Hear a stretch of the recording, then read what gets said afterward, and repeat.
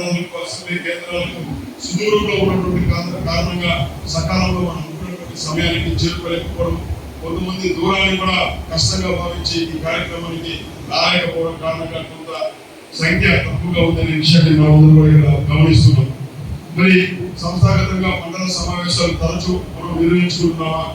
మండల సమావేశాలు నిర్వహించాల్సినటువంటి బాధ్యత కేవలం మండల అధ్యక్షులు వదిలిపెట్టి మనం ఉంటే మండల సమావేశాలు సజావుగా జరుగుతాయా? మరి సీనియర్ కార్యకర్తలైన వాళ్ళందరినీ కూడా మండల చేతులుగా ఇచ్చాం. ఎందుకంటే గతంలో వాళ్ళు మండల అధ్యక్షులుగా లేక ఇతర బాధ్యతల్లో పనిచేసి ఉంటారు కాబట్టి రాష్ట్ర పార్టీ ఇస్తున్నటువంటి, జాతీయ పార్టీ ఇస్తున్నటువంటి తప్పనిసరిగా చేయాల్సినటువంటి మండల స్థాయిలో, పోలింగ్ బూత్ స్థాయిలో, శక్తి కేంద్ర స్థాయిలో జరగాల్సినటువంటి కొన్ని కార్యక్రమాల యొక్క నిర్వహణ సజావుగా జరుగుతుందా? మండల కమిటీ సమావేశంలో మినిట్స్ రికార్డ్ చేస్తున్నారా? మండల కమిటీ సమావేశంలో చర్చించాల్సినటువంటి అజెండాను సక్రమంగా చర్చించి దాన్ని రానున్నటువంటి 40 రోజుల పాటు అమలు పరిచేటువంటి కార్యక్రమాన్ని మనం చురుగ్గా యాక్టివ్గా చేస్తున్నామా అనేటువంటి విషయాలు మనం పరిశీలించుకోవాలి.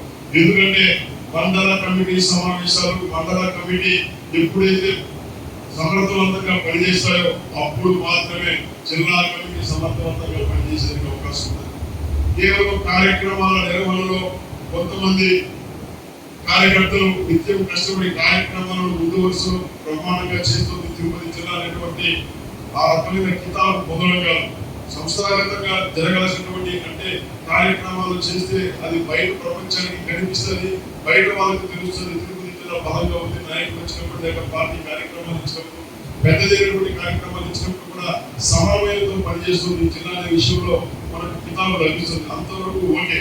ఎందుకంటే ఇటీవల మనం చూసాం, జూలై 2వ తారీఖు తిరుపతిలో రాష్ట్ర పదాధికారుల సమావేశాన్ని రాష్ట్ర పార్టీ నిర్ణయించడం, ఆ బాధ్యతలు మనకు అప్పచెప్పిన వెంటనే తిరుపతి నగరంలో ఉన్నటువంటి చిన్నపాటి కార్యకర్తల దగ్గర నుంచి అందరూ కూడా ఇదో దిక్కుగా తమ వంతు ప్రయత్నం, కష్టం, బాధ్యత తీసుకొని సమర్థవంతంగా నిర్వహించామనేటువంటి మాట అయితే లభించింది. అయితే జిల్లాలో ఉన్నటువంటి అందరికీ పని అప్పచెప్పారు.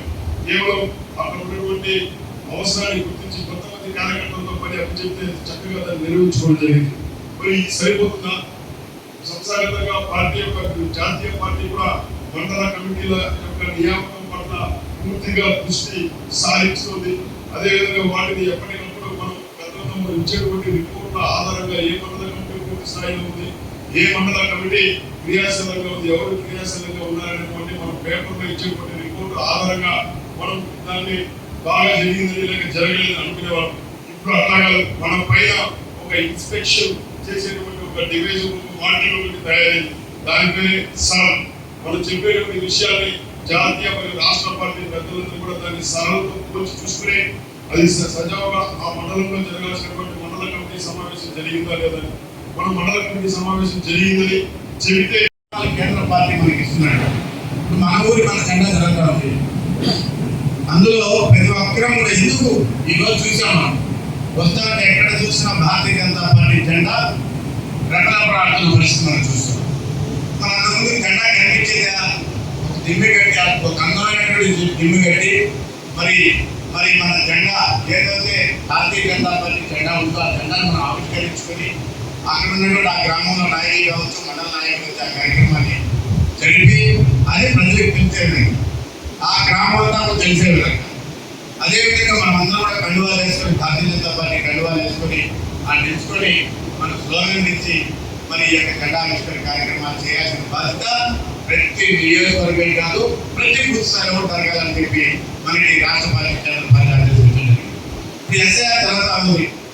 ఎస్ఐఆర్కి సంబంధించి మనం అందరం కూడా మండల అధ్యక్షులు కూడా పూర్తి బాధ్యత వహించాల్సిన అవసరం ఉంది. ఎందుకంటే తెలుగుదేశం వాళ్ళు జనసేన వాళ్ళు పోతున్నారు, మనం కూడా పోవాలా. పోతే ఆ గ్రామంలో ఎన్ని ఓట్లు ఉన్నాయి, అక్కడ బీజేపీ కార్యకర్త వచ్చాడా, ఆ బిఎల్ఎడ్ వచ్చాడా, బిఎల్ఎడ్ ఎవరు, అసలు బీజేపీకి ఇక్కడ ఏజెంట్ ఉన్నాడా అన్నటువంటిది ప్రజలకు తెలియాల్సిన అవసరం ఉంది. ఎందుకంటే ఇక్కడ అవకాశం ఉంది. జెండా నాటేదానికి మనం ఎవరు కూడా అధ్యక్షులు చెప్పలేని పరిస్థితి ఈరోజు. మరి అదేవిధంగా నువ్వు గ్రామాల్లో తిరిగి భారతీయ జనతా పార్టీ కార్యకర్తగా నీకు ఒక అవకాశం ఇస్తాను పార్టీని పోయి ప్రజల్లో సమయమై తిరిగేదాన్ని. దాన్ని మనం సద్వినియోగం చేసుకోవాల్సిన అవసరం ఉంది. సద్వినియోగం చేసుకోకపోతే అది మీకు పొరపాటు అని చెప్పి సద్వినియోగం చేసుకోవాల్సిన బాధ్యత మనందరికీ. మనం తెలవాలా. ఇప్పుడు తెలుగుదేశం వాళ్ళు 18 జనసేన జరగదో నువ్వు నాయకుడైన ఫీలింగ్ అక్కడ ఉన్నటువంటి మండల ఎంపీడీఓకో లేకపోతే ఎంఆర్ఓకో లేదా పోలీస్ ఎస్ఐకో సిఐకో తెలవా నువ్వు నాయకుడు. లైక్ చేయండి, షేర్ చేయండి, సబ్స్క్రైబ్ చేయండి. మరిన్ని వీడియోల కోసం బెల్ సింబల్ పై క్లిక్ చేయండి.